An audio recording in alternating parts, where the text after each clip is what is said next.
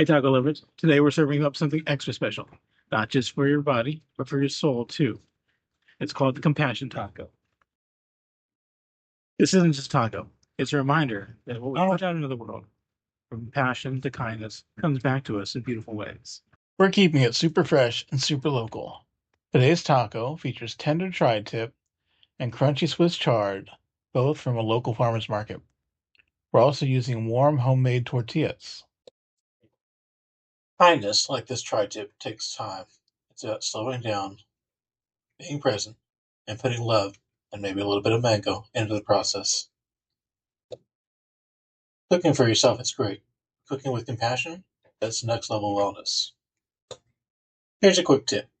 When insulin boosts your own well-being, share your food with someone else, whether it's a friend, family, neighbor, coworker, someone you just met. That one small act can shift someone's entire day, including yours.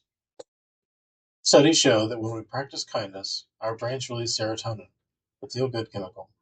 That means more tacos equals more kindness equals more serotonin equals more joy.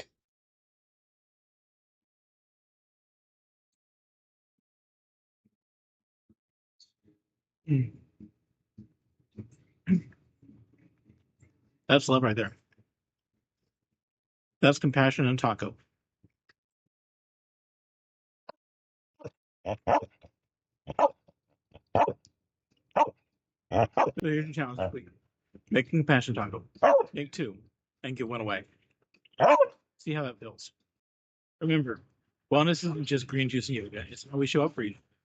So stay kind, stay spicy, and I'll see you in the next bite.